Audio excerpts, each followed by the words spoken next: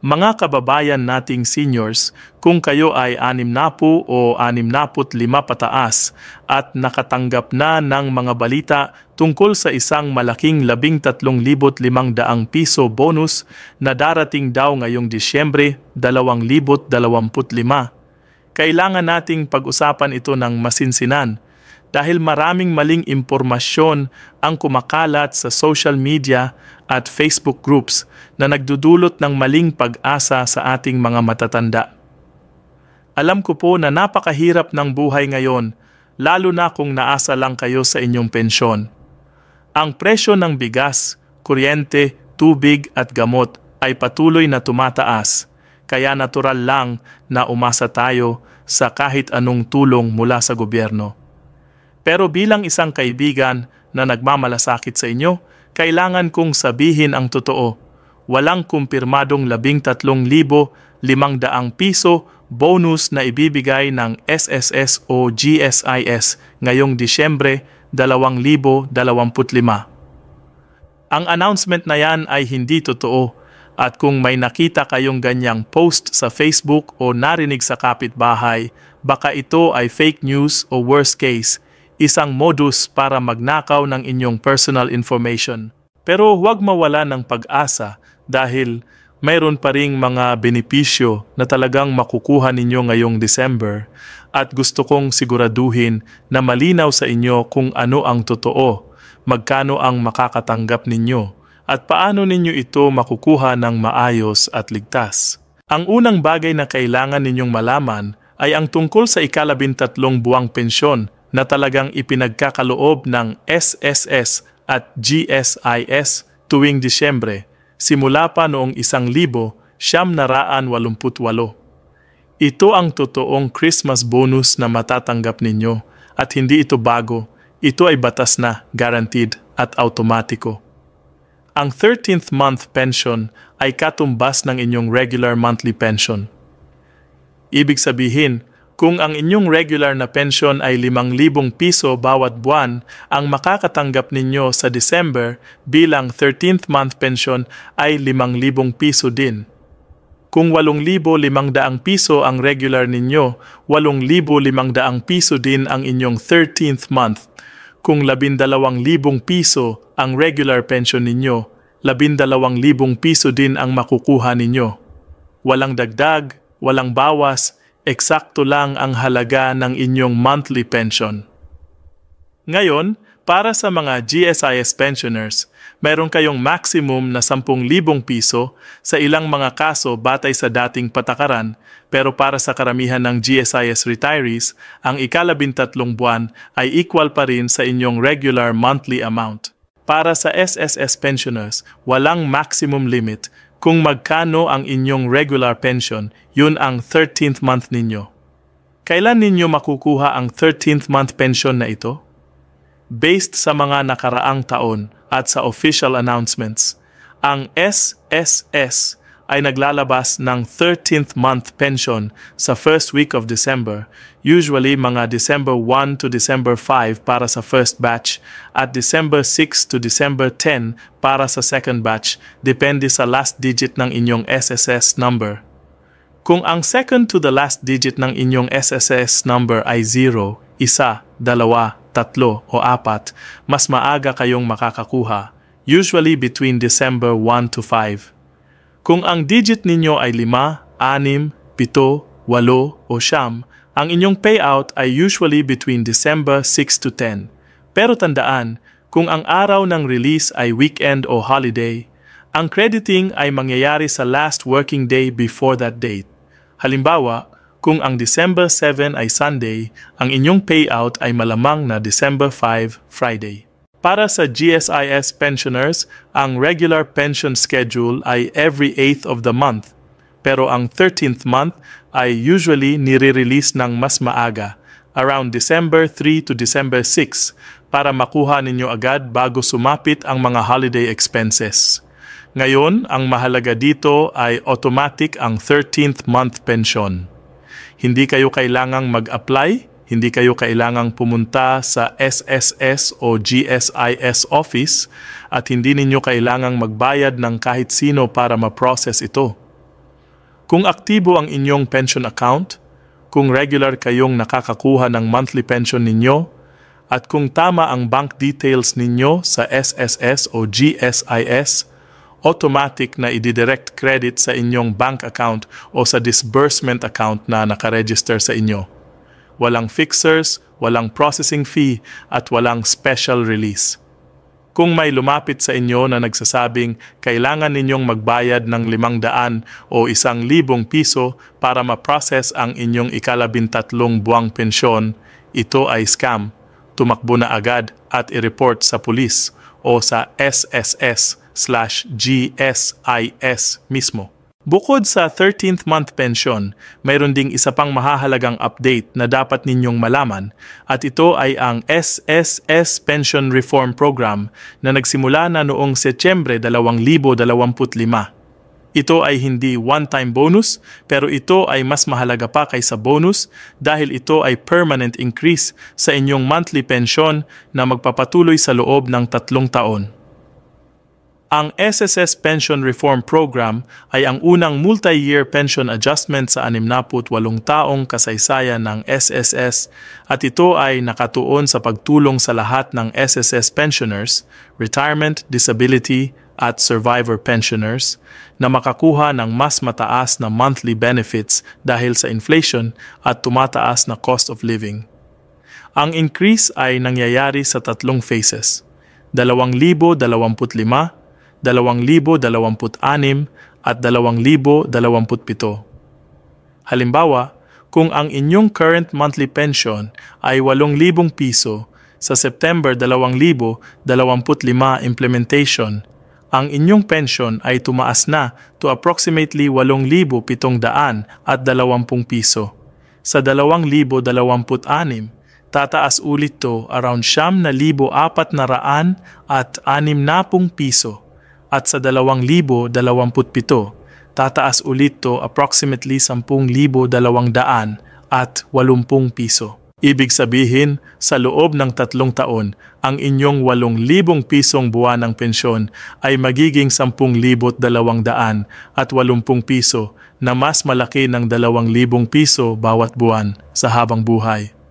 Ang beauty ng pension reform program na ito ay automatic din. Kung active ang inyong SSS pension account, walang kailangang gawin, automatiko ang adjustment. Pero kailangan ninyong siguraduhin na updated ang inyong bank details at na nakakomply kayo sa Annual Confirmation of Pensioners or ACOP. Ang ACOP ay isang annual requirement kung saan kailangan ninyong i-confirm na buhay pa kayo at entitled pa rin sa pension.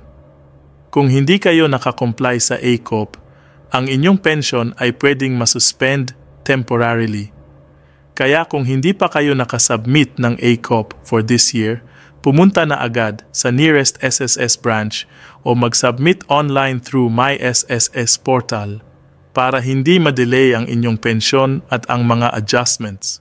Pero balik tayo sa December 2025 at sa tanong na saan nanggaling ang 13,500 piso na yan? Sa mga research ko at sa fact-checking sa official SSS at GSIS websites, walang announcement tungkol sa 13,500 piso bonus. Ang circulating na balita na yan ay most likely ay galing sa mga fake news sites, misleading Facebook posts o mga taong gustong mang-scam ng seniors. Minsan ang mga ganitong posts ay ginagamit para kunin ang inyong personal information. Halimbawa, may makikita kayong post na nagsasabing, "Click here to claim your 13,500 piso bonus." At pag ni-click ninyo, hihingiin ang inyong SSS number, birth date, bank account number, o OTP. Once na ibinigay ninyo yan, pwede na kayong i-hack at pwede nilang i-access ang inyong bank account o pension account. Kaya please, huwag kayong basta-basta magtitiwala sa mga posts na hindi galing sa official SSS o GSIS pages. Paano ninyo maiiwasan ang scams at fake news? Una, tanggapin lang ang information mula sa official sources. Para sa SSS, ang official website ay www.sss.gov.ph at ang official Facebook page ay Social Security System, SSS Philippines with the blue verified badge. Para sa GSIS, ang official website ay www.gsis.gov.ph at ang official Facebook page ay gsis.ph, also with verified badge. Kung may nakita kayong announcement na hindi galing sa official channels, huwag agad maniwala.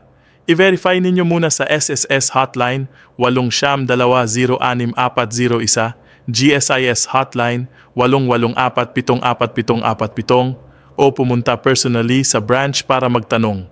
Pangalawa, huwag kayong magbibigay ng personal information sa mga tao na lumalabas sa inyo through text, Facebook Messenger, o phone calls claiming na galing sila sa SSS o GSIS.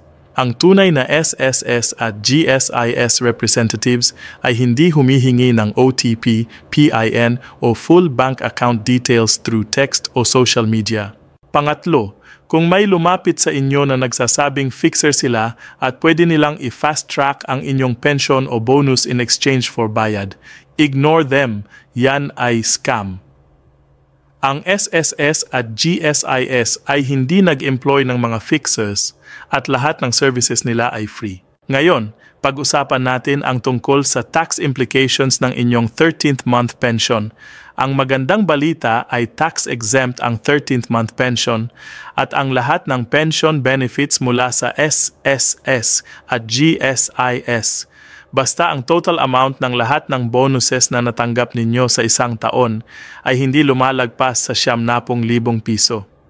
Para sa karamihan ng SSS at GSIS pensioners, ang ika-13 buwang pensyon ninyo ay below 70,000 piso kaya hindi kayo magbabayad ng tax. Pero kung ang total ng lahat ng bonuses ninyo, including ika-13 buwang pensyon, any retroactive pay, at iba pang cash gifts ay lumampas sa 70,000 piso, ang excess amount ay subject to income tax based sa BIR rules. Pero honestly, para sa majority ng seniors, ito ay hindi issue dahil ang average pension ay 5,000 piso to 12,000 piso buwanan, so ang ika-13 buwan ay below sa 70,000 piso threshold. Mayroon din akong tips para sa inyo on how to maximize your pension income at paano hindi makakaligtaan ng mga benepisyo. Una, make sure na updated ang inyong contact information, bank details, at mailing address sa SSS o GSIS.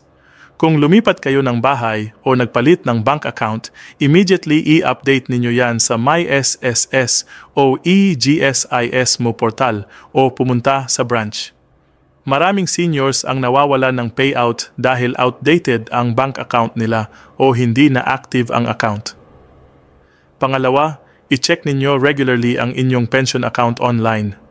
Ang MySSS app at website ay very user-friendly at makikita ninyo doon ang history ng inyong pension credits, ang exact date ng next payout at kung may pending adjustments o increases.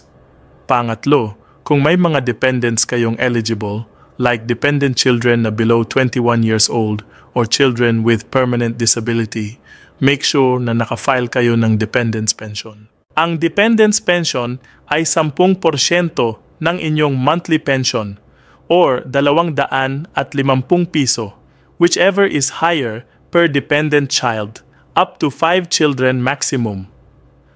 Maraming seniors ang hindi alam ito, kaya nawawalan sila ng dagdag income. Pang-apat, kung kayo ay 80, 85, 70 o 75 years old ngayong 2025, eligible kayo sa cash gift under Republic Act 11,982 or the Expanded Centenarians Act.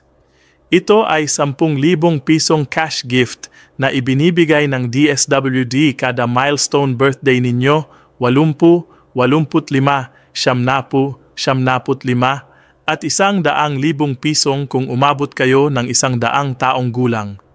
Ito ay separate benefit from SSS at GSIS.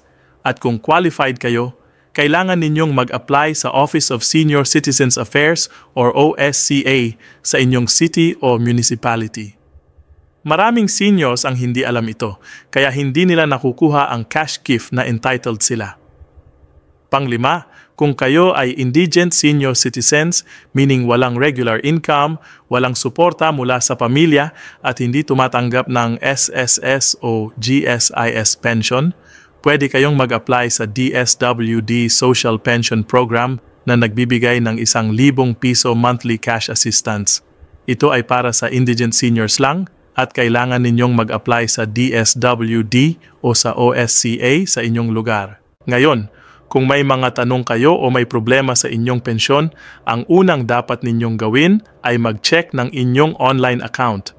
Kung hindi ninyo alam paano gumamit ng online portal, hingin ninyo ang tulong ng anak, apo o kapitbahay na marunong. Pero kung talagang kailangan ninyong pumunta sa SSS o GSIS office, ito ang mga tips ko para hindi kayo mapagod. Una, pumunta ng maaga, mga alas 7 ng umaga o alas 7:30 ng umaga bago pa dumami ang pila. Pangalawa, dalhin ninyo lahat ng required documents, valid ID, SSS o GSIS ID, retirement certificate kung meron at proof of address kung kinakailangan. Pangatlo, mag-set ng appointment online kung possible, especially sa SSS para hindi kayo maghintay ng mahabang oras. Pang-apat, kung may health conditions kayo o PWD kayo, sabihin ninyo sa guard o sa front desk dahil may priority lane para sa seniors at PWD. Panglima, huwag kayong magdala ng malaking halaga ng pera kapag pumupunta sa SSS o GSIS office dahil maraming snatcher at opportunist sa labas. Dalhin lang ang sapat para sa pamasahe. Sa pagtatapos, mga minamahal kong kababayan, ang layunin ko sa video na ito ay hindi para magdalamhati kayo dahil walang 13,500 piso bonus, kundi para siguraduhin na aware kayo sa totoo at sa mga benepisyo na talagang entitled kayo. Ang ika-13 buwang pensyon na makukuha ninyo sa Disyembre ay totoo, guaranteed at automatiko. Ang SSS Pension Reform Program na nagsimula noong Setyembre 2025 ay permanent increase sa inyong monthly pension. At ang mga tips na sinabi ko ay para ma-maximize ninyo ang inyong pensyon at hindi kayo maging biktima ng scam. Tandaan, ang inyong pensyon ay pinaghirapan ninyo through decades of work at contributions at ito ay karapatan ninyo. Huwag kayong matakot magtanong, huwag kayong mahiyang humingi ng tulong, at lagi kayong vigilant sa mga fake news at scammers. I-share ninyo itong information sa inyong mga ka-senior, sa mga anak ninyo, at sa mga kapitbahay na seniors din, para lahat ay updated at protected. Stay safe, stay informed, at sana ay magkaroon kayo ng masayang Pasko at bagong taon kasama ang inyong mga mahal sa buhay. Maraming salamat sa pakikinig at mabuhay ang ating mga senior citizens.